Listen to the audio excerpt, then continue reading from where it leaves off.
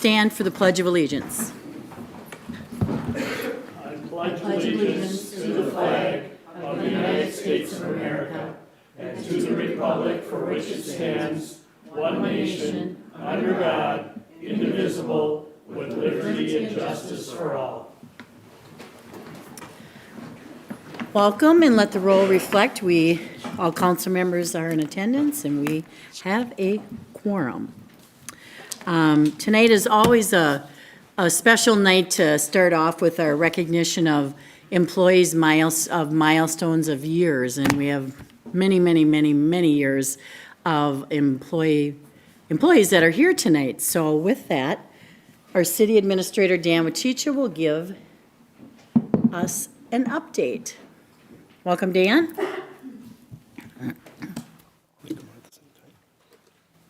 Thank you. I'm pleased to recognize the employees of the City of Hastings who have celebrated milestone anniversaries this year. We're fortunate to have their service and expertise on staff, and happy we could recognize some of them in person this evening. Thank you to those who are here with us tonight. Also recognize there is a structure fire, so we're probably a little bit light with our fire department representation tonight, but certainly understood. One second.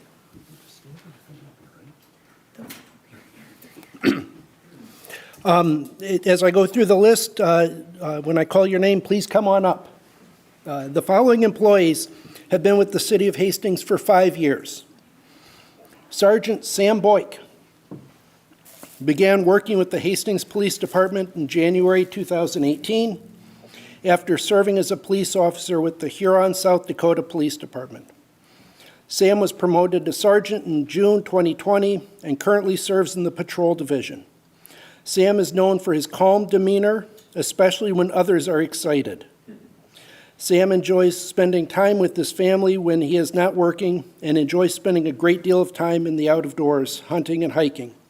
Hastings PD congratulates you on your 5 years with the City of Hastings.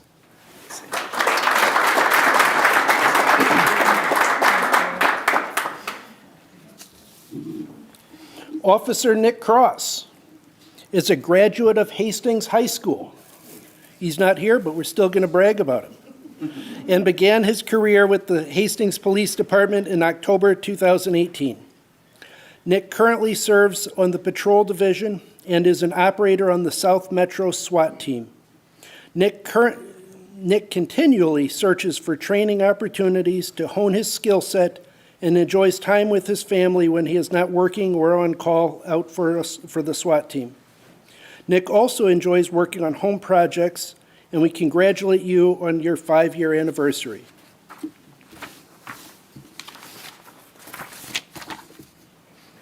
Another one not with us this evening, Joe Saski, is a fire captain. Joe has served in his role as a full-time firefighter paramedic for 5 years. Prior to that, Joe served as a paid-on-call firefighter since 2015.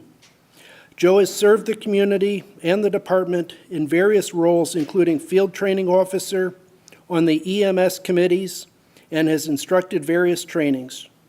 Joe is always willing to step up and do what needs to be done with a calm, focused, and positive attitude. Thank you, Joe. We look forward to your continued contributions to the community and the department. Ashley D. Bernardi, got it that time. Started at Hastings in 2018 as the senior accountant. She was promoted to assistant finance manager in 2021 and currently serves in this role. She plays a vital role in the city's annual audit and the budget preparation while managing the accounts payable and our front desk staff.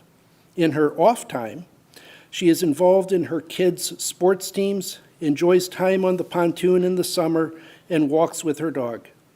Thank you, Ashley. You're supposed to come up here. Thank you, Ashley, for your help in managing the city's finances.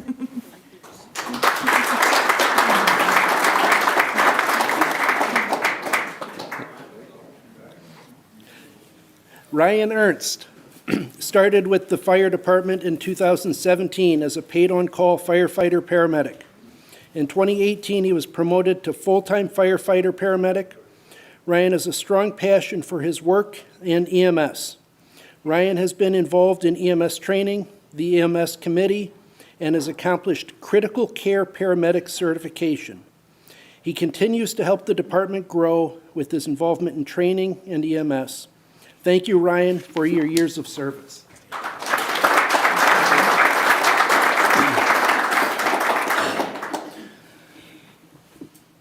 Another one, I believe, not with us at the moment. Jason Kremel has served the fire department as a paid-on-call firefighter EMT since 2018.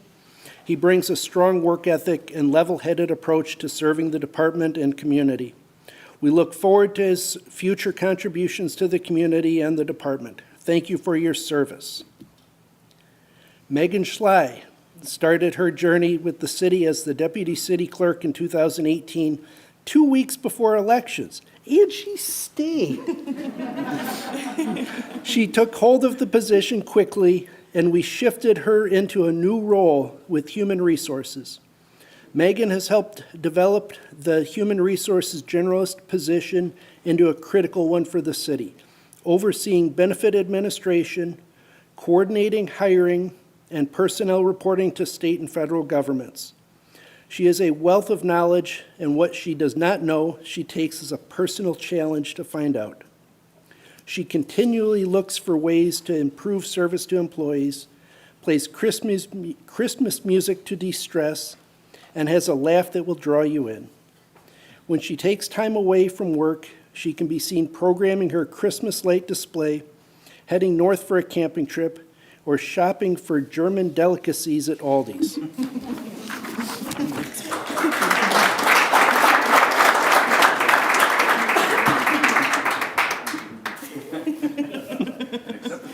Accepting. Officer Dan Vomistek began his career with the Hastings Police Department in November 2018. Dan served on the patrol division for several years and was selected as a K-9 officer in 2020. Dan and his K-9 partner, Sonny, have provided a valuable service to the community for 3 years, and they are often training in their off time to ensure quality service to the city of Hastings. Dan enjoys working on his home when he is not at work or training, and Sonny resides with him at his home. Congratulations, Officer Vomistek, on your 5-year anniversary.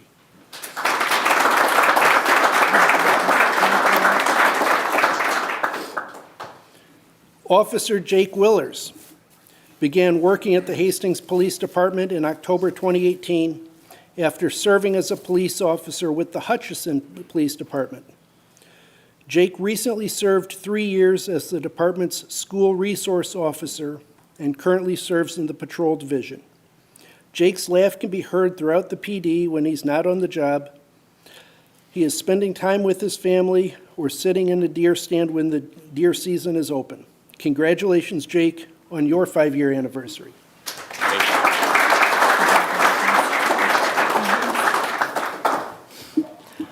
The following employees have been with the city of Hastings for 10 years. Not with us this evening. Lauren Foss joined the finance department in 2013. She serves as the city's payroll accountant and oversees the city's ambulance billing. She stays busy with her 3 children, ages 2, 7, and 9. She enjoys golfing and spending time with her family. Thank you, Lauren, for your hard work over the past decade. Sergeant Matt Hedrick started his law enforcement career with the Hastings Police Department in June 2013. This is a second career for Matt, and prior to this, he was a pastor at a church in the Twin Cities. Matt served in the patrol and investigative divisions and was promoted to sergeant in May 2019. Matt is known around the PD for his energy and can-do attitude. Matt is also in charge of the Police Reserve Unit and has brought the unit back to life in this past year. Sergeant Hedrick enjoys traveling and spending time with his family in his off time, and we congratulate you on your 10-year anniversary.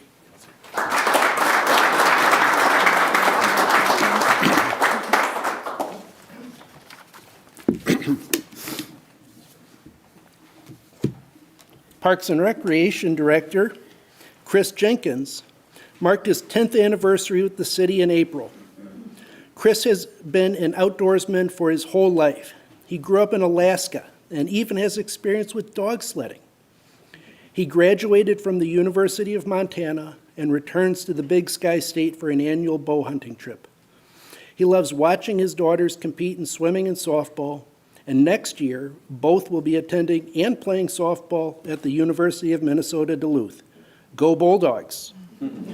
The Parks Department provides high-quality experiences and service with responsibility for 37 parks and public spaces, encompassing over 400 acres of maintained turf, 30-plus miles of trails, 21 playgrounds, a 2-sheet ice arena, and an outdoor aquatic center. Park priorities are identified in several places, notably the city's comprehensive plan, strategic plan, pavement management plan, and people movement plan. It's a lot of work and tough to ensure consistent and reliable funding. These all benefit by Chris's planning, project management, and stakeholder engagement.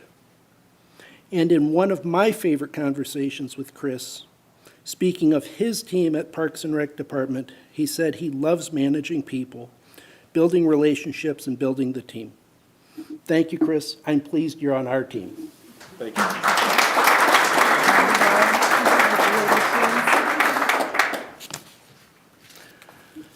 Another one with the fire department, not with us at the moment. Ryan McGraw began his service in 2012 as a paid-on-call firefighter EMT and was promoted to full-time firefighter paramedic in 2013 and eventually fire captain in 2018. Ryan has served the department in various roles, including EMS training captain and currently the fire training captain, alongside his duties as shift captain. He also has been involved in our fleet maintenance, truck committees, and managing supplies. Ryan is engaged in many of the department's needs and the future of the department. Thank you, Ryan, for your years of serving the community and the department. Sergeant Chris Nelson is not with us this evening. He started his law enforcement career with the Hastings Police Department in May 2013. Chris served in the patrol and investigative divisions and was promoted to sergeant in August 2017. Most recently, Chris attended and graduated from the Northwestern School of Police Staff and Command class, and he is known for his sense of humor and ability to capture action photos of his team every shift he works. Chris enjoys being with his family when not at work and often advises others on recycling efforts and composting. Congratulations, Sergeant Nelson, on your 10-year anniversary. Joe is not with us this evening. Public Works Superintendent Joe Spagnoletti is celebrating his 10-year milestone with the city. Joe's extensive experience in the field of public works allows him to be an effective manager that leads by example. Joe is an engaging and empowering supervisor that looks to meet the current and future demands of the community. Joe covers the operation and maintenance of all streets, stormwater, sanitary sewer, water, and the hydroelectric plant. Joe supports capital project planning and design efforts by providing thoughtful input with maintenance solutions in mind. This results in efficient projects that begin with the end in mind and deliver cost savings to the community in the long term. Joe brings a positive attitude to all public works issues and believes in finding a solution to problems. Joe's institutional knowledge and his ability to retrieve historic records to address an issue is invaluable to the team.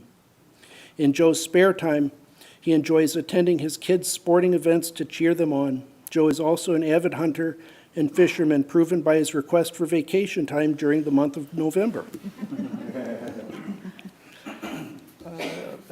Back to the fire department, and another absence this evening, Dean Suki. Began his service in 2004 as a paid-on-call firefighter EMT and was promoted to full-time firefighter paramedic in 2013. Dean has been the lead for our radiologic emergency preparedness program, working closely with the state and county to comply and be prepared for potential emergencies at Prairie Island. Dean has always been involved in a wide variety of other programs and projects in the department. He always serves the community and the department with a positive and professional manner. Thank you for your years of service. The following employees have been with the City of Hastings for 15 years. I think you see where this is going. Sergeant David Bauer began his law enforcement career with the Hastings Police Department in May 2008. David served on the Patrol Division and was a sniper on the South Metro SWAT team for several years. David was promoted to sergeant in December 2018 and currently serves in the Patrol Division. Sergeant Bauer is known for his high energy and is an avid outdoorsman. David is often traveling during his time off on different hunting excursions or working on his property with his family. David is a veteran as well and serves on the Nininger Township Board of Supervisors. Congratulations on your 15-year anniversary, Sergeant Bauer.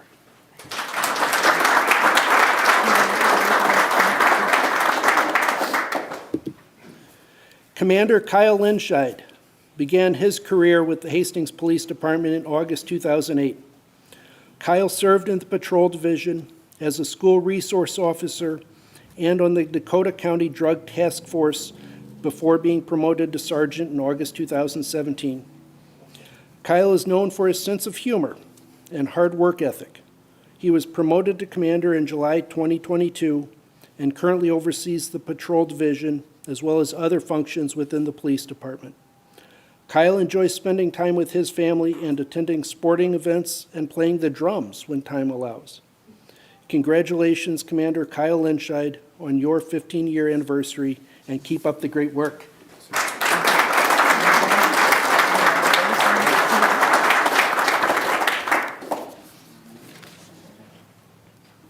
Officer Matt Schlafer is not able to join us this evening. Began his law enforcement career with the Hastings Police Department in March 2008. Matt has served in the Patrol Division for his career and currently is working day shift patrol. Matt also served as a range instructor for a number of years and is known for having a smile on his face every day he is at work. When Matt is not working, his boys keep him busy playing in the yard and working on the family home. Congratulations, Matt, on your 15-year anniversary. The following employee is celebrating 2 full decades, 20 years with the city. And he could not be here this evening because of a fire.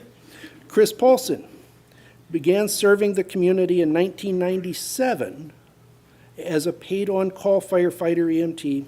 Since his start, Chris has held the positions of fire training coordinator, fire training captain, shift captain, as well as a number of other titles, both formal and informal. Chris has positively impacted the mission of the department every step of the way during his career. This includes grants, policies, education, staff development, and upgrading our current records management system. We thank Chris for his continued level of service to the community and the department. I think it was in the script, but he's our assistant fire chief. The next group, 4 employees, each with the city for 25 years, so just among them is a combined 100 years of service. Mary Kofer began her career with the Hastings Police Department in 1998 as a receptionist. In 1999, Mary transferred to a police secretary position. In 2003, was promoted to her current position, where she leads the Support Services Division as the Police Administrative Services Manager. Mary's knowledge and skills in the records management arena is second to none. Not only has she established solid best practices in our office, she also provides guidance to her peers throughout Dakota County and beyond. Her commitment to perfection has made HPD's Support Services Division one of the highest regarded in the county. Outside of the office, Mary enjoys spending time with her friends and family, whether it's a Tuesday night with the girls or attending her grandchildren's many school sporting events and activities. Congratulations on your 25-year anniversary, Mary. You keep the ship afloat, and your work over the years has been amazing.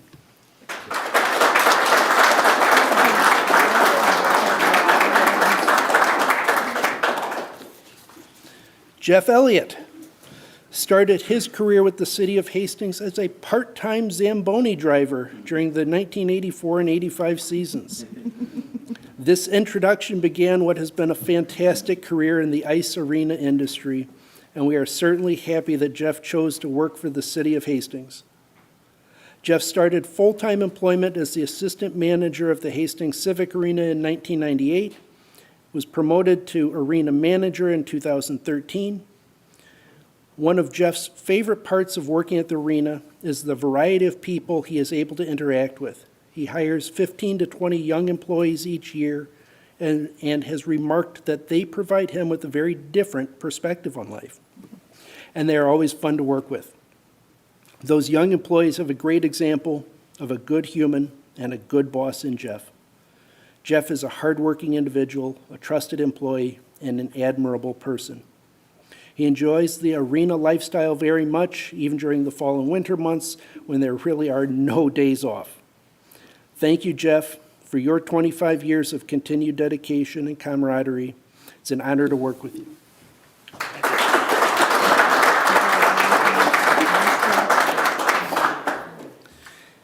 Penny Schultz could not be with us this evening. She serves the fire department in a behind-the-scenes role.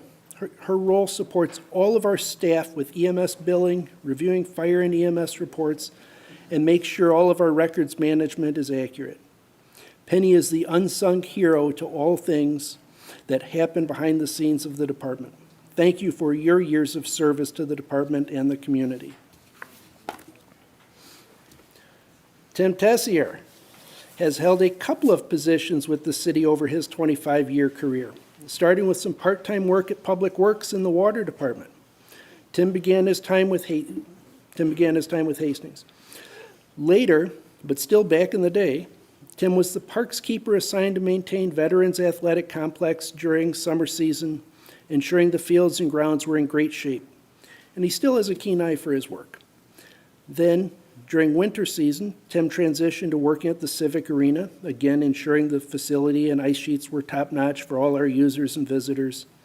Finally, and thankfully, Tim was able to be hired on as a Park Keeper 2 for the Parks Department's Maintenance Division and has been in this role ever since.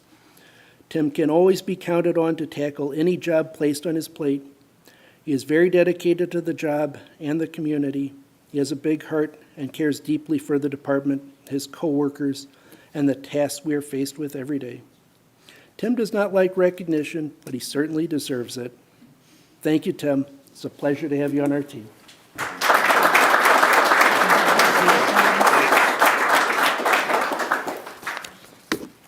And our last recognition could not be here.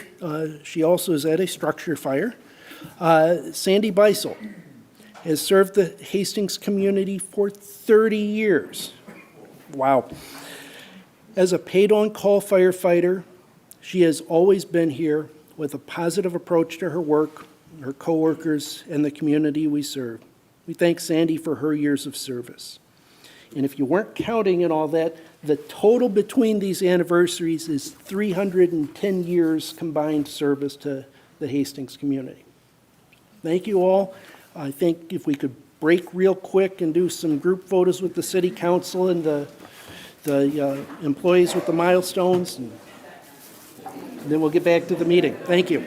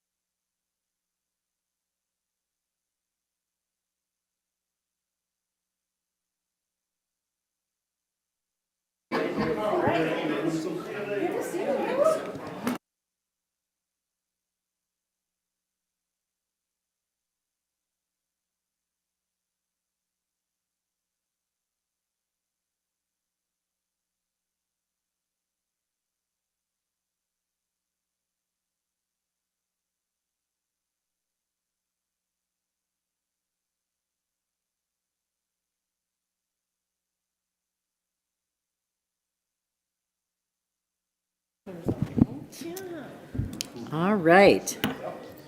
Tonight also, we are recognizing outgoing commissioners, and there are several residents who have volunteered their time on citizen commissions, and we would like to recognize them at this time. Chief?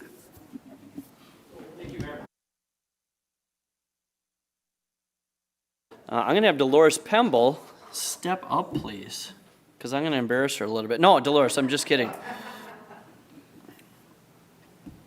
So tonight I'd like to recognize Dolores Pemble for her service on the Public Safety Advisory Commission.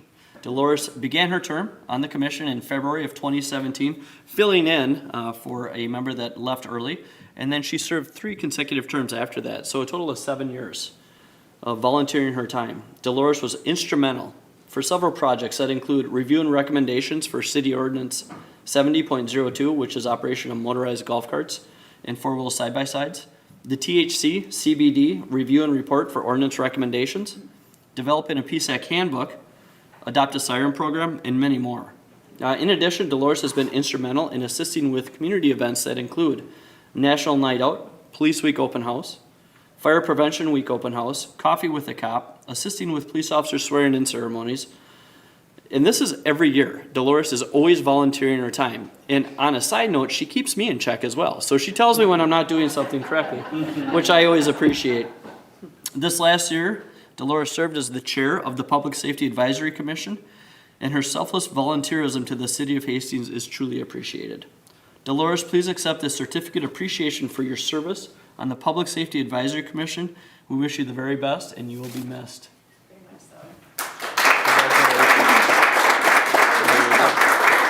Sorry.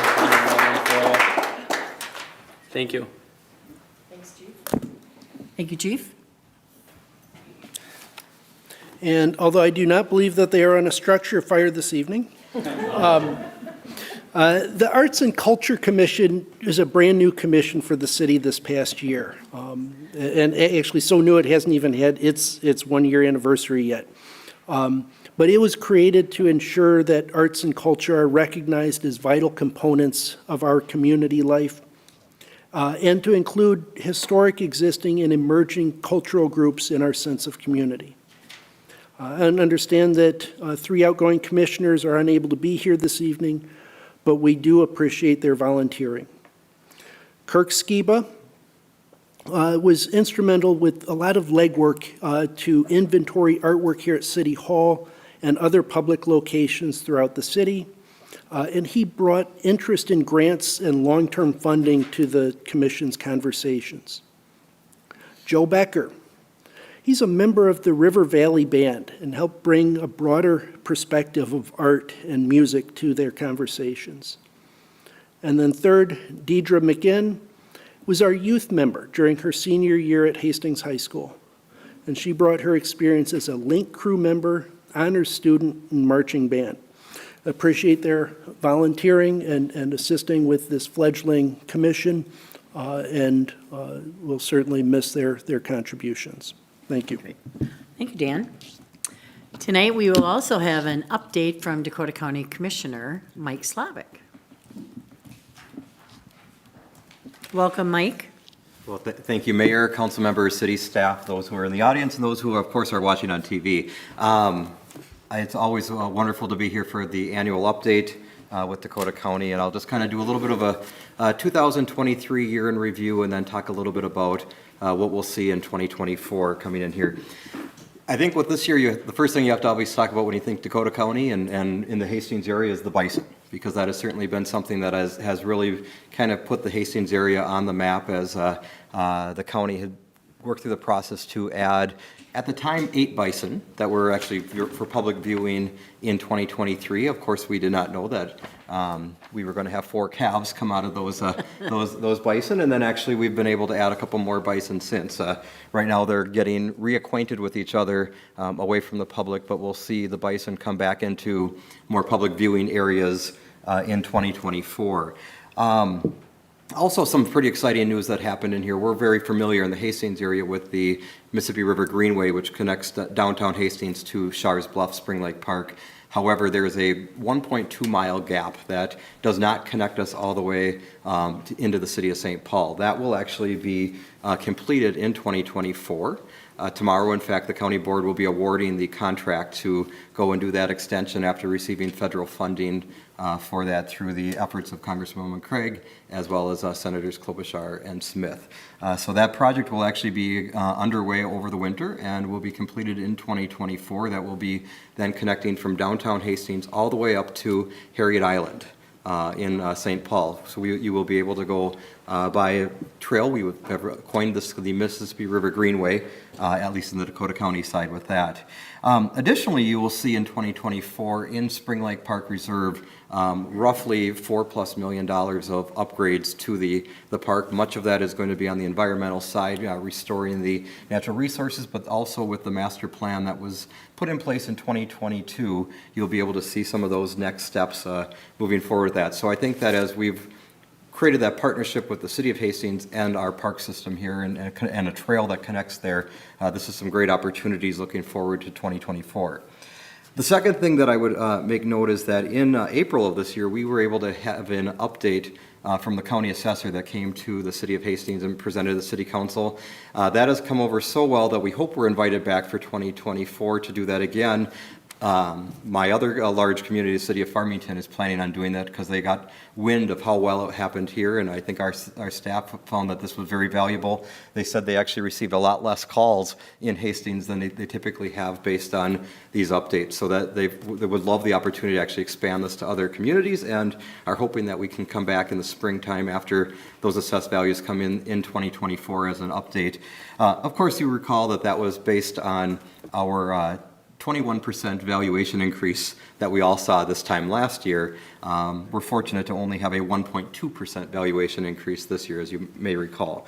The next thing that make note of 2023 is we've started the process of working on the Vermilion River Greenway. So that is the next phase of a county trail system, which will be an additional 5 miles that are currently trails within the city of Hastings, taking care of some of the gaps that were addressed in fall construction along Vermilion River Falls Park and some of the areas there. But that will be completed in 2024. That will actually be able to, at that point, have roughly 8 miles of former city trails that will now be under the jurisdiction, maintenance, and operations of Dakota County as part of our greenway system. As you recall, that will that's not just a repaving of a trail, but part of the greenway system also goes and does some natural resource restoration of the areas around there. So we do have Vermilion Falls as part of some restoration projects that we are partnering with. Additionally, some work within the Mississippi River Greenway on some restoration for 2024 that will go with that. So we're very excited of those operations that we're able to continue with that trail system and the partnership we have with the city.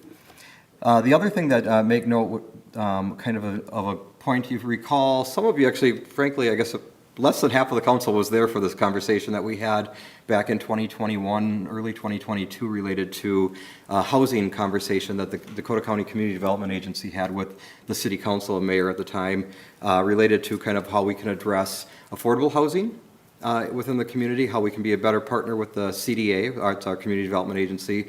And then lastly was conversations relating to, with an older housing stock in Dakota County and in Hastings, how we can do a little bit better to work on kind of restoring so we can keep people in their homes longer, and we also don't have to work with the building officials to make sure that we have dilapidated housing stock. So a couple things that have been made note of that is in 2023, the CDA did purchase land in Dakota County for a future phase for workforce townhouses that was actually initiated as part of the conversation from that workshop, and that will go in the hopper for construction of kind of future phases. Additionally, tomorrow at our county board meeting, the city of Hastings is going to get an allotment of community development block grant funds that were kind of left over, that were unused for other parts of the county, roughly $22,000 that will go in and take care of homes that lower income individuals who have homes that need housing improvements on there. So we're able to transfer about $22,000 that was unneeded elsewhere in the county to be able to go and dedicate towards the city of Hastings.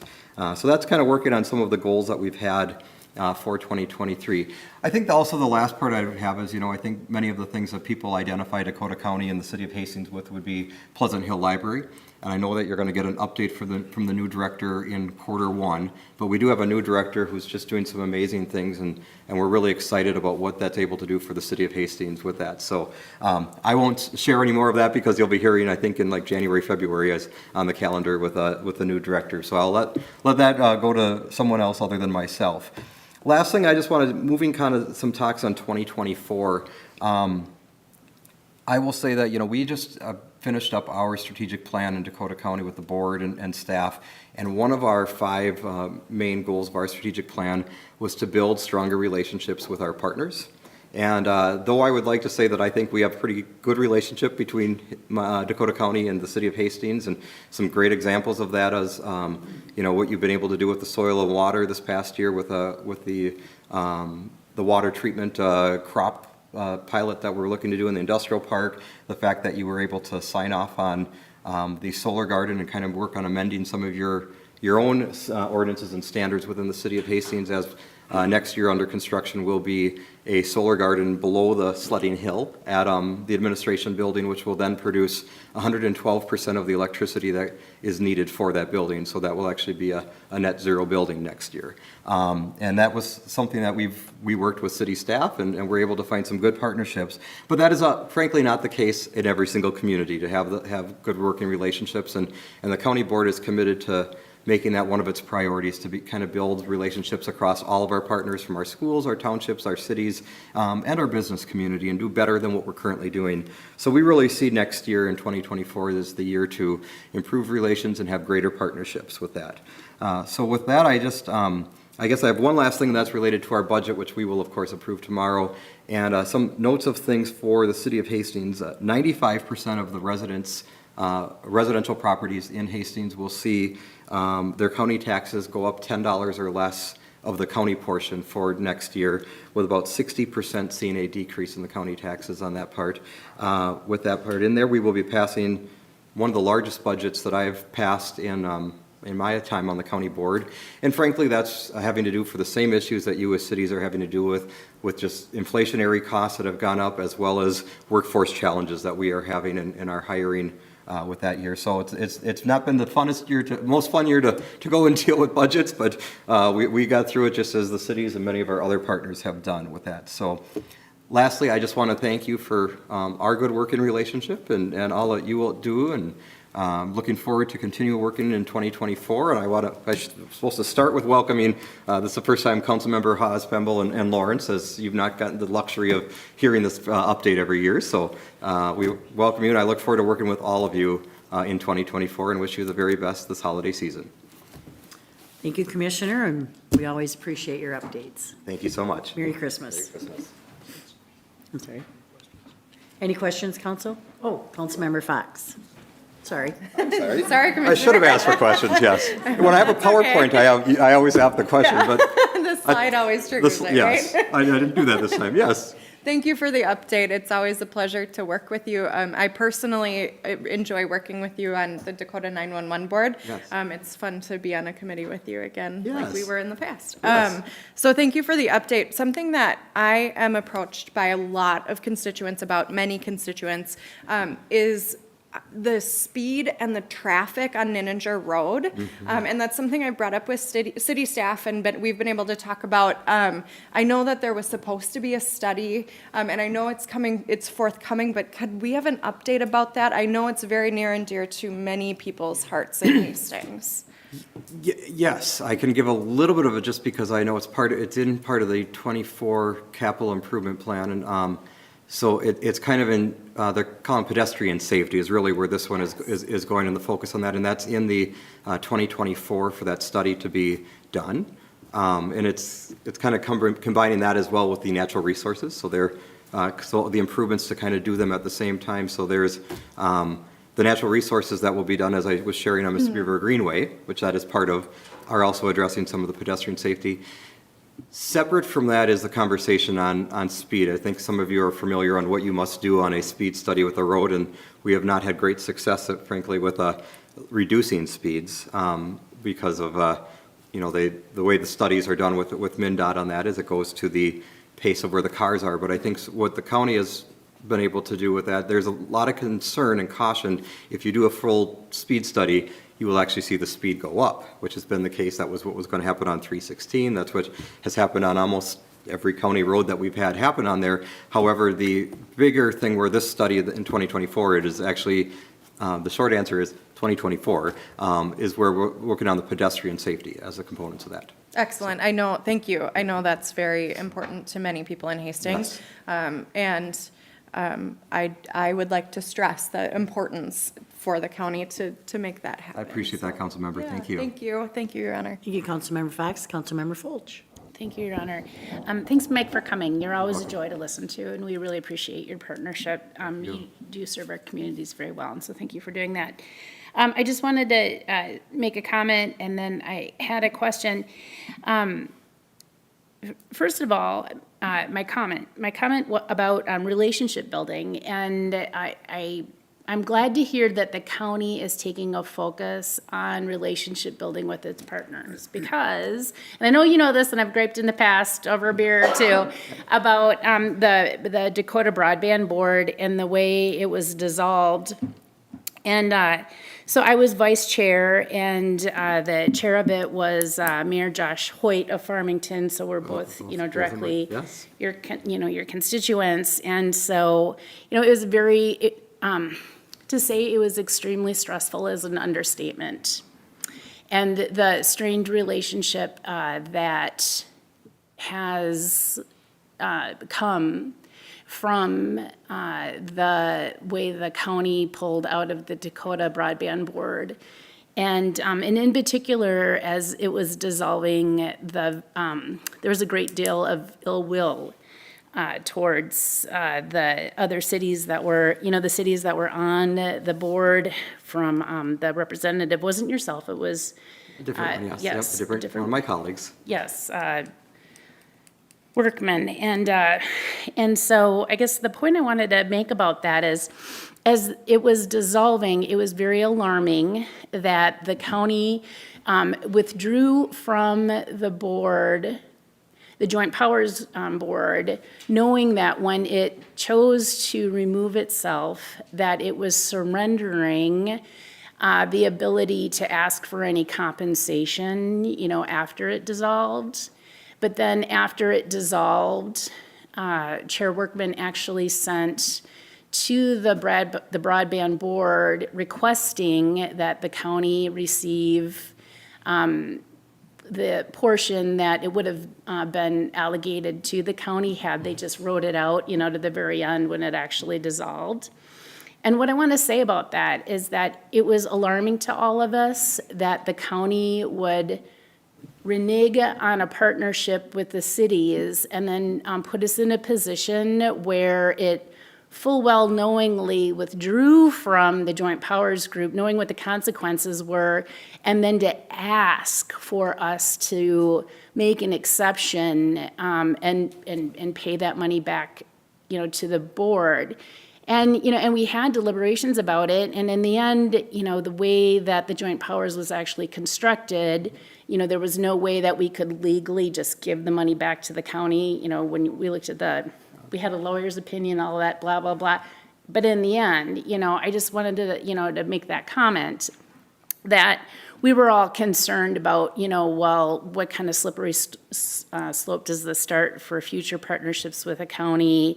And, will they stick with it? And then will they strong arm us in the end and, go back on their promises and such? And so and you weren't there for any of the conversations. And so I just want to state that And as we all know that you're a good partner, Mike, and so I just wanted to let you know that there was a lot of strain in the relationships with the other cities that were represented on that board who wanted to stay in the group.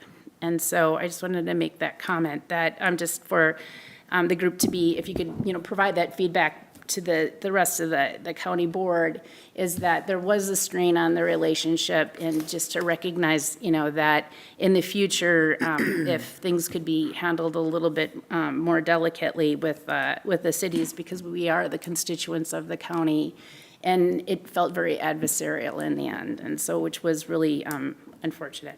And then the question I just had to you was, we're so excited to hear about all the progress that you've made, the vision that you've had with the trail system coming down from St. Paul and such. I was just wondering if there was a status update about how are things looking for extending the bike trail down to Red Wing? I know that you've been working on that. Yeah, thank you. All right.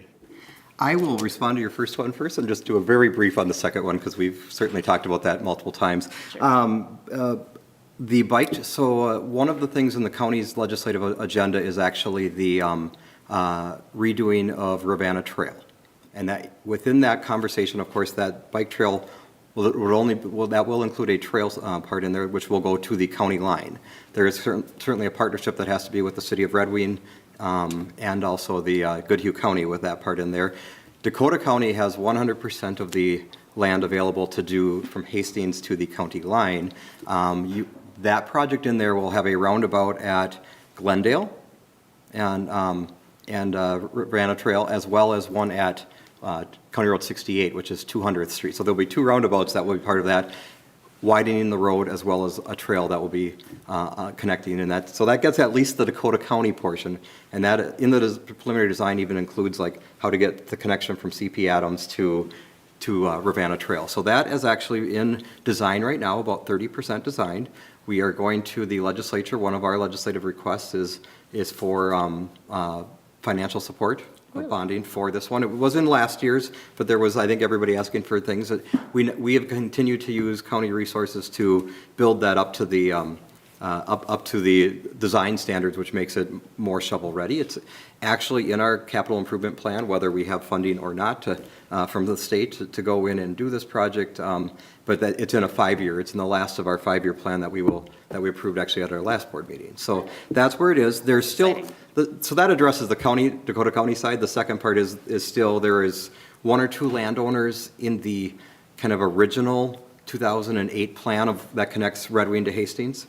That doesn't mean that there might be an alternative to go out of that part in there. I don't think that so Goodhue County continues to purchase land to try to get closer to being able to do their part in there. There might be some potential conversation with the Prairie Island Indian community to do something a little different, and that might address some of that, particularly maybe looking at a way that goes near their bison herd as well. And so that may be in that, but that's still preliminary, and they're still working on their part, which is kind of out of our wheelhouse on there. But at least on the Dakota side, we're moving forward, but it's really being focused on as a road project with the Mississippi River Greenway continued. That's exciting. So that is that point in there. And I'll just go and say some of the conversation on why myself and a few others on the board were saying building relationships is important is some of how the Dakota County Broadband board worked out. Also, some of the conversation that happened at 911 in this past fall. Ironically, that morning we had some conversations on 911. That afternoon was our last strategic plan, where I'm like, I think this is one of the things that we need to put an exclamation point on. So I think that was certainly part of that. And I will say, and be the first to admit, that I don't think the county had always acted in the best interest. But I also, as somebody who's been in your side for 6 years, as well as on the county side, I don't think cities acted very well either. So I think that there's enough fingers that we can point if we want to. But the fact of the matter is we're part of the same family, and we have to figure out a way to work together. So that's what I think there, and I think that one of the conversations probably has to happen is we need to just have the family dinner where everybody goes and shares where their mad as can be at everybody, and then we need to let that go and figure out how we move forward and on that part in there. So I think there's some real opportunity, but there's going to be some battle wounds, and I would say that the county has some opinions my colleagues, have some opinions as well that are kind of counter to where the broadband board went on a few things there, and we can certainly talk offline about that, but I know that we have not behaved in our best interest as elected officials, and we need to do better. And I really have a lot of hope and optimism that 2024 we can do that. So thank you very much for your questions as well. Thank you. Thank you, Councilmember Fulch. Again, thank you, Commissioner. Thank you. Council members, are there any corrections to the minutes from December 4th? Okay. And comments from the audience at this time, if anyone wishes to speak to the council? Anyone on Zoom? No one on Zoom? That's it. Okay. Council members, I would accept a motion for the, excuse me? Okay. We're going to have more discussion on. No, not more discussion, but just wanted to note that there was an update to number 20 on the consent agenda regarding a couple of the committee meeting dates. Okay.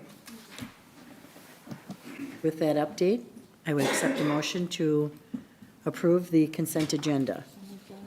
Councilmember Liefeld, Councilmember Lawrence. Any discussion, council? All those in favor of the motion state by saying aye. Aye. Opposed to that motion state by saying nay.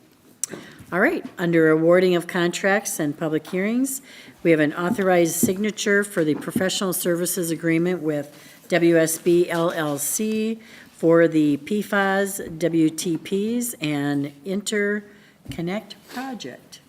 And for this, we will have a update from City Administrator Dan Waticha. Thank you. This summer, the city contracted with WSB and Associates to do a feasibility study to look at what are several alternatives and the cost effectiveness and sort of what the ultimate recommendation is for addressing PFAS and trying to stay ahead of that issue before it is forced on us. Their recommendation, as you know, is to build 3 treatment plants on existing city land, as well as the study included being able to connect the Hastings Veterans Home into the city water system, which addresses PFAS needs at their facility. We had them then put together a cost estimate, which is about just a shade under $3 million for the engineering and design work. And as you know, at our meeting last week on the 4th, we accepted a grant from the Minnesota Pollution Control Agency for about $3.2 million to pay for doing this design work. So this is a not to exceed contract for $2,992,167 to begin that work. And actually, the phasing and timing of the 3 plants, this will be over several years, but this helps get us a step closer towards a PFAS solution and appreciative of having that state grant. If there's any questions, I can certainly take those. Thank you, Dan. Any questions, council? If not, then I would accept a motion to authorize the signature of the WSB LLC Professional Services Agreement for the PFAS water treatment plants and Interconnect project. Councilmember Lawrence, and a second by Councilmember Pemble. New discussion, council? All those in favor of the motion state by Councilmember Fulch. Thank you, Your Honor. I'm sorry. I just wanted to make a comment. I think I mentioned this during, I think it was maybe a month ago, 2 meetings ago, where it would be really great if we could have a conversation about really what is our strategic plan moving forward, about how it is that we're going to move forward in having a plan for how it is we're going to, really get across that finish line with trying to obtain funding. And I know that staff have really been working hard and diligently, but I think it would be useful to have a plan laid out, succinctly, and particularly now that we've opted out, from the 3M settlement lawsuit that is, out there, how it is that we're going to move forward in case we need to start thinking, about litigation and such. And so I just think that that would be a great workshop for us to have, and I'm sure it would have to be a closed-door session, but I think that it's one that we should have in the near term. Thanks. Thank you, Councilmember Fulch. There is a motion, there is a second. All those in favor of the motion state by saying aye. Aye. Opposed to that motion state by saying nay. And that motion prevails.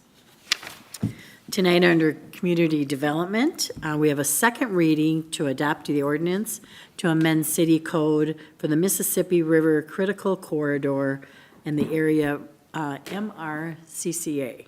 And we have with us tonight John Hinsman.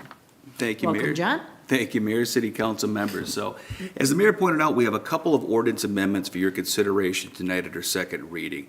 And they all base from what's called the Mississippi River Critical Corridor Area, or the MRCCA. Shown on the board right here is the corridor itself. This was something that was established by Governor Quee in 1979 as far as protection up and down the Mississippi River within the 7-county metro area. So that executive order was put in place at that time, and regulations were to be developed by cities.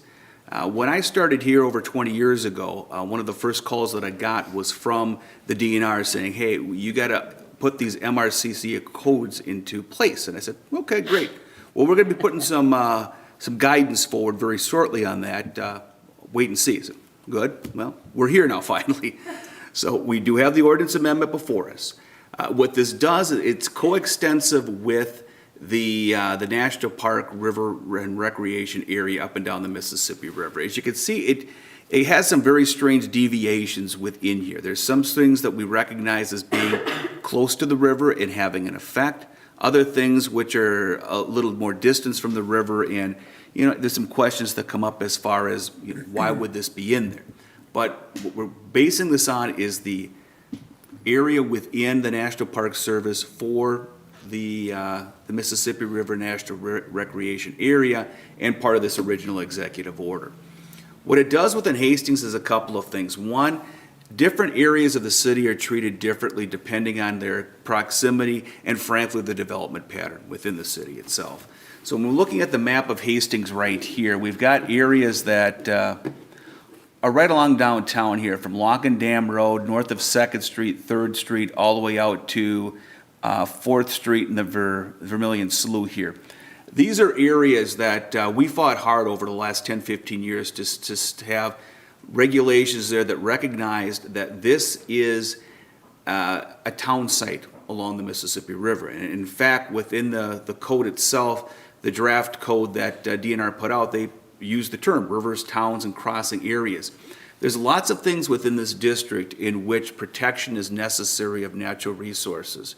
In this area here, there's a development pattern that's been there for over 150 years, as we all know.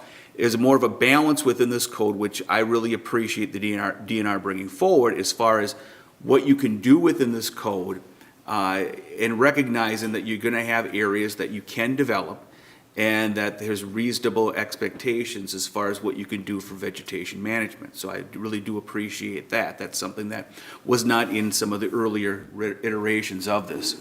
We also have some areas in yellow, which are just west of downtown along 2nd Street to the north, almost up to the cemetery, and then along the area in the Riverdale neighborhood here. These are properties that are adjacent to the river itself, have some view from the river, a little bit stricter vegetation management on those ones. Then you have some areas in orange, which are the areas that, the remaining areas of Riverdale, which is right north of County Road 42, and areas way down here. This is Vervana Trail and Glendale, which is quite a distance from the Mississippi River. Recognition from DNR that, hey, these areas have limited effect on the Mississippi River itself, and therefore the regulations that we're obligated to instill on those properties are going to be quite limited. So that I do appreciate that recognition. And then you've got the areas in green here. These are really the undeveloped areas of Hastings. And these include areas along Lake Rebecca Park, the Farmstead area along Ninninger Road, and then all the areas that are outside the Musa area in the eastern part of Hastings. This is the bread and butter of the preservation area. We've got forested areas, we got bluffs there, we've got riverside areas that we're really looking to have more stronger protections on. This is a natural area. So a balance between those within the city itself. So within the ordinance, there's different requirements on height limits, lot size, notice requirements, different performance standards for different things that go on. So this is something that our city planner, Justin Forney, has been working very diligently with the DNR for some time now. As part of that, we did hold a neighborhood meeting about a month ago. We had about 25 people in attendance there. We were able to answer some questions from those folks. We also had the Planning Commission review this on November 27th. They did recommend approval of the amendments as we see forward here today. So one change that I do have for you within the code language itself, and albeit I think it's a rather minor change, but I want to point this out. We did have a little bit back and forth between the treatment of accommodations for disabilities within the existing code here and what we're proposing here tonight. So at the Diaz, I did put some of that new code language in there. I think the gist of it here is that the language we had in your packets had language pertaining to it must meet some tests for American Disability Act conformance. We changed that language that they had to be allowed, so we took that test out. So I think a lot of that is very similar in language there. So with that, this is a second reading on these ordinance amendments. When the ordinance themselves, we adopting the new ordinance 152A, which is the MRCCA. The other ordinance amendments to zoning and some of our maintenance codes pertain to provisions within the MRCCA that are referenced in those sections, or making sure that the language is consistent throughout there pertaining to vegetation management and those type of items. So I can stand for any questions. Thank you. Thank you, John. Council, any discussion? Councilmember Fox. Thank you, Your Honor. Thank you, John. I know you and Justin has been working really hard on this. And you've heard a lot of questions from folks in the community about it. And I also have heard many questions about it. So I just wanted to both thank you for your diligent work and let you know that I fully support moving forward with this. It's about darn time. No, I'm just kidding. But I would love to make a motion to approve. I don't know the language I'm supposed to say. I'm sorry. Thank you, Councilmember Foch. To approve an ordinance of the City of Hastings, Minnesota, enacting Hastings City Code regarding Mississippi River Corridor Critical Area, regulating zoning, overlay, and discretes, and weed and grass provisions. How's Thank that? you. Perfect. Okay, Thank with you. a second by Councilmember House. Any additional discussion? Councilmember Fulch? John, thank you for all the work that you've done on this. I guess my only big concern is about how this impacts the end of 4th Street down on the east side, where, so the very far, where that border, where 4th Street where it turns, yep, and then, boop, and then it jumps into the green area. And that's the area that floods pretty bad when we have high river. And you know, we've had that problem where the far neighborhood can't access the road when the flood rivers come up. And so I guess, you know, the ongoing saga about this path that has to go through the DNR land there, and how they won't allow, you know, more permanent material to be put down on that path to keep the trees, like the buckthorn and such, from growing up and all the weeds over the course of the year. And so I know the DNR owns that land, but it's this continuing problem, and I don't feel like we've actually solved that problem in the long run, where that neighborhood continues to have a lot of anxiety about future flooding, and how we don't seem to have a commitment from the DNR, you know, to keeping it, you know, so that we have a long-term solution to that path, because it's becoming more and more narrow every year with the trees growing along it and such. And so I was reading this through, and I don't understand how all this verbiage here would impact that particular, unique situation that we seem to be continuing to have year after year with the DNR land there. Okay. Councilmember, I know that there's certain performance standards regulating construction of public facilities here, and I know roads are one of them. And so there is requirements laid out here to do that. As far as how that would specifically affect any improvements of that road, I'm unsure from my quick read of what that would be, but understand your concern. If you could please bring that forward, I mean, as you're working through all of this to continue, that we need a long-term solution for that parcel of land so that those residents can continue to be able to access during flood events into the future. I mean, I'm not going to be on the council here forever, and I'm really concerned about that falling off.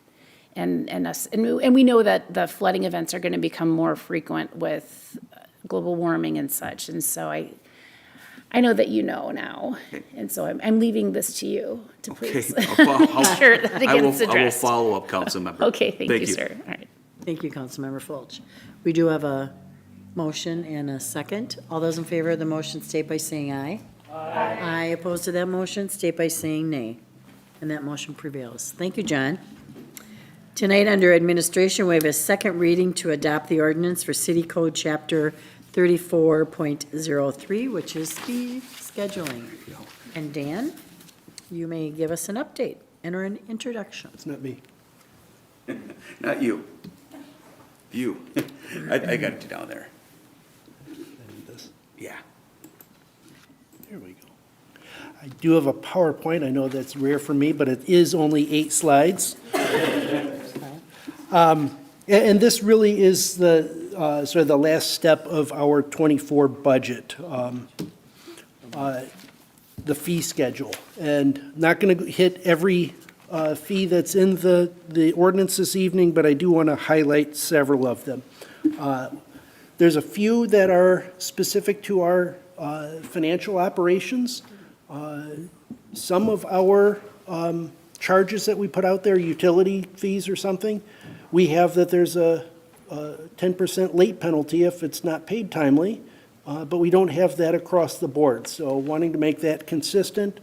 The other one is new, recommending a convenience fee for credit card transactions. Although it varies depending on the credit card company, the average is 3.7%, and that currently is costing the city, and in turn our taxpayers and ratepayers, $110,000 to $115,000 to cover those transaction costs for those individuals using credit cards. So recommendation to pass that cost on and really free up some of that burden on the budget.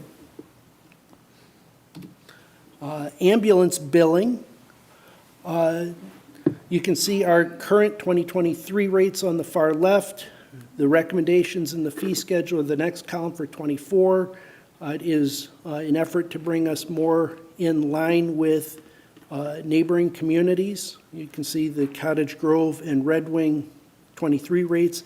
Fair Health is a nonprofit that looks at a regional average for here's what ambulance billing is throughout our area based off of a distance from our area code. So we're undercharging, and in doing that, again, it's a matter of our taxpayers essentially needing to pick up the difference when we don't pass on full costs or full charges to insurance companies. So recommending bringing in the second column there, the '24 rates to make us more consistent with what we're seeing at our neighbors and shore up where we see there's a gap in our revenues. In your consent agenda earlier this evening, you approved some ordinance changes to cannabis licenses. This is the fees that goes with that, recommended to go with it. And these are consistent with changes in the state law as well as conversations that we've had with, I believe, the planning and finance committees. cannabis product retail license. When we imposed that earlier this year, put in place an $8,000 annual fee. The recommendations reduce that to $500 on an initial and first renewal and $1,000 on subsequent renewals. And there was also a $200 cultivation license that would be stricken from the fee schedule. Not going to go through these, but note that there's a variety of miscellaneous fees related to rentals, and many of these are in order to make sure that we're covering costs, discourage ongoing false alarms, covering costs with animal impoundment. We last year changed our ordinance regarding potentially dangerous dogs, but we did not put in place any sort of registration fee to go with that process. I also want to note that several recreation fees are recommended to be eliminated. They just really don't fit from an operational standpoint. But sort of a catch-all, since they're in the ordinance, I wanted to at least note these. A couple others to specifically note are related to our utilities. And these, if you recall, Northland Financial Advisors came in September, gave the utility rate study presentation to us, had recommended 3.5% increase on water, 4.5% on sewer, 4% on stormwater. You can see what that average would come to on a quarterly basis for an average residence. Recognize everybody's different, nobody's average, but can see roughly what that translates out to. These are consistent with the rate study. I believe the sewer was a bit higher than had been from the rate study 3 years ago, but it's a matter of seeing ongoing capital costs. Other piece of that rate study, which we didn't, although it was in there, we didn't really talk about it when it was presented in September. And in our finance committee meeting a couple of months ago, in November, they wanted to make sure that we were transparent about these recommendations to change these fees. These are fees specifically related to new development. So, hey, we need to put up a water tower and pump house on the west side of town as we grow. That's completely driven by new growth. So not have those covered or picked up by our water rates. Let's charge these separately. Recommendations are increases on both the water access charge and sewer access charge. In total, the two combined are an $887 increase. And the other, I think this was actually shown at the budget meeting last week, the truth taxation hearing, but seeing a comparison with several of our neighboring communities, our current rate on sewer and our SAC and WAC fees is the green on the left, and current rates with neighboring communities, Cottage Grove, Farmington, Lakeville are the blue columns. The proposal moves us up a little bit to the orange line. Certainly not the highest, not the lowest, but certainly not out of line with these. I do want to note that there's a certain amount of estimating with these. Some of our other communities, instead of just saying here's a flat fee, they say per acre of development or per front foot of development. So it's trying to look at an estimate of, hey, there might be 4 houses in a acres development, and interpolating how the fees might translate out in Farmington or Lakeville. But wanted to make sure that we're upfront about these fee changes. These are all in the ordinance, the second reading tonight, ready for adoption, but I can certainly take any questions. And I still got a finance manager that is hanging out, so he could take questions too if you need to. But thank you. Thanks, Dan. Council, any questions? Okay. Councilmember Fulch. Thank you, Your Honor. Thank you, Dan. We have had a lot of conversation about these fee increases. I'm the chair of the Finance Committee of the Council, and What we actually had tasked the staff doing is to look at those fees that, first of all, that we haven't touched in a while, that needed, to have adjustments to keep up with the inflation so that our infrastructure doesn't continue to, fall behind and where it is that we have deficits. And so thank you, Chris, for all of your work on all the research that you did on that. And as a, for instance, the increase with the, the ambulance fees, so that we don't continue to be in the red in a lot of those areas, I think is very important that we have a very strong first responder, service that we're providing, which includes, ambulance, police, and fire. And so I feel good that we've really concentrated on that in the last few years. And so it seems like it's perhaps a steep increase, but I think that, when we're looking at our other communities, when, we're charging way less than the city of Red Wing is, it's like, okay, so it makes a lot of sense for us to be, at par with them. The one thing that I do continue to have some heartburn about is with the ice arena and just that fees, for kids to be utilizing that facility. I just want to make sure that it's affordable. We have a blue collar community. When you look at what our average median household is, it's much less than the rest of Dakota County. I think we're right there with Farmington. And so when it comes to the fees that we're looking at changing, for instance, the ice skating, the current fee is $5, and we're proposing to raise that to $6. Well, you may be thinking, well, what's a buck? But that's a 20% increase. And then the session book of 10, where we're looking at going from $40 to $50, that's a 25% increase. And so I think that a lot of folks are, no longer wanting their kids to put on a pair of ice skates because, it's so darn expensive. And so when we're looking at 20 and 25% increases to fees for our youth to be able just to use our ice rink, I think that we need to, pause there and make sure that we're not increasing, from year to year, as such. That's a large increase. I mean, when you think about it, especially if you have a skater, I was surprised to see that the freestyle was going from $10 to $12. And so I think that it's fair to put a limit on how much that we're increasing these fees, particularly when they hit our kids. And if we're looking for ice skating, that's going from $7.50 to $8. Well, that's a 6% increase. And so I don't think that 6%. I know that we're trying to adjust for inflation, and that makes sense to me. And so I would like to make a motion so that we're consistent in how much it is that we're increasing these fees at the ice rink, for our kids and our families. These are youth families, and those are the folks who are getting hit the hardest with inflation and such, so that their kiddos can put on a pair of ice skates and go enjoy our rink, and so we can continue to be a skating community.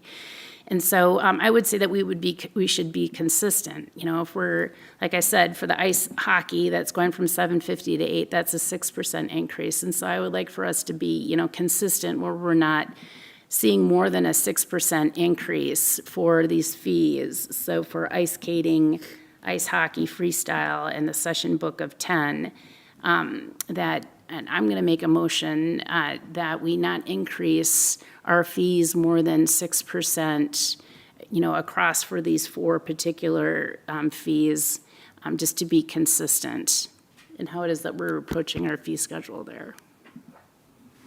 You're making that a motion? I'm making that a Councilmember Fultz? motion to amend the fee schedule. Okay. Do we have a second? I Councilmember Fox? have a point of clarification question.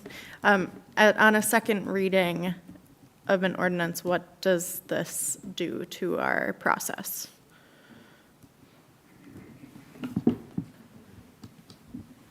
Your Honor, members of the council, certainly at this point, it is a substantive change, but it's not changing the entire fee schedule. And so I would think this is a modification that you can make at this second reading.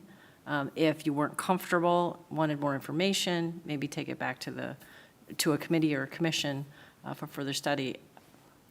I don't think it is fatal to continue it to the first meeting in January, given that that's, the first meeting is January 2nd. So if you're asking, can you amend it at this stage? The answer is yes. Thank you. Thank you, Counselor. Any other discussion, Council?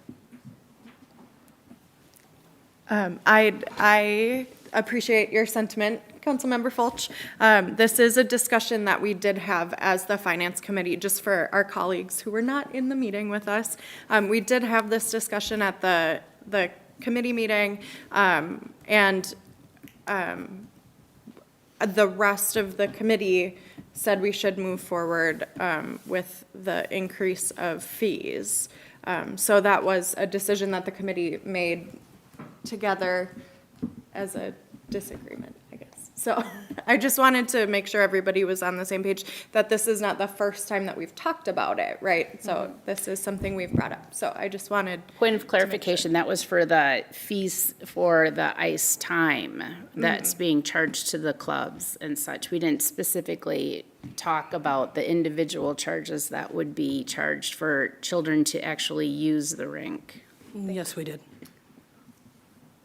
Councilmember Lightfoot? Point of clarification, we did talk about what it would cost for individual children to go skate. That was a discussion that we had, that I was part of with the Finance Committee, where we did discuss it. And I know it's hard when we look at ourselves, this is where I defer to staff and the amount of work that they put in to check, and to compare local communities, or communities near us. And I think about the cost to go to a hockey game, to go to a football game. That's expensive, right, for parents to send their kids to go watch the event. I'm not comfortable moving away from what we discussed in regards to, I guess what I thought was a unanimous discussion or agreement, to bring forward this particular document. Obviously, raising fees is never something that we take lightly, but again, when I look to, I guess, for lack of a better expression, staying in my own lane, I'm going to defer to staff on this, and I would be in favor of sticking with what's been presented to us at this time. At this time, we have a motion on the table. Anyone willing to do a second to that motion? Thank you, Your Honor. I just wanted to go on the record. I don't think that we should be increasing our fees for children to use our facilities by 20 and 25% for individual use. And so at least I've gone on the record as to promoting the use of our facility by average household incomes. Ice skating is becoming an elitist sport where most families can't afford it any longer. And so I think that it's important to try to keep these fees low enough so that average medium households at least can, continue to send their kids and to enjoy these sports. And so if we continue to raise these fees so that, average families can't send their kids to use the rink, well, then why do we have the rink? And so I think $12 is a lot for an individual, just to go for an hour to go skating for one time. These are kids that want to go skating all the time. And the rinks outside are only available now for like a month due to global warming. And so if kids want to skate, they're forced to have to use the ice time at these rinks. And so I just think that the council should be very cognizant of this moving forward. Thank you, Councilmember Fulch. That motion is nil. Anyone wish to approve a motion of the ordinance fee structure the way it is in our packets? Councilmember Pemble. I make that motion. Okay, a second? Second, Your Honor. Councilmember Fox, new or any other discussion? All those in favor of the motion state by saying aye. Aye. Aye. Opposed to that motion state by saying nay. And that motion prevails. Thank you. Council members, any announcements you have? Okay, I have a couple. Visit this year's Hastings Holiday Lights map on the city website to take a tour of homes and businesses with our outdoor lights and decorations. City offices will be closed on Monday, December 25th, in recognition of Christmas, and on Monday, January 1st, in recognition of New Year's Day. Recycle your old lights with the Hastings Holiday Lights Drop-Off Collection.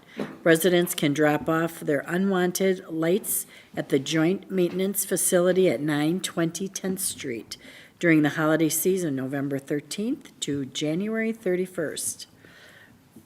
Meetings coming forward, Tuesday, December 19th at 7 p.m. We have a Heritage Preservation Commission meeting. Wednesday, December 20th, the Parks and Rec Commission meeting is canceled. However, there is a Park and Rec Committee meeting at 7 p.m. Thursday, December 21st, we have a Public Safety Advisory Commission, and that is at 6:30. Tuesday, December 26th, the Planning Commission meeting has been canceled. And Tuesday, January 2nd, 7 p.m., we have a City Council meeting. I would accept a motion to adjourn for the final time of 2023. Councilmember Tim Lawrence and Councilmember Lisa Liefeld. All those in favor of the motion state by saying aye. Aye. Opposed to that motion state by saying nay. And that motion prevails.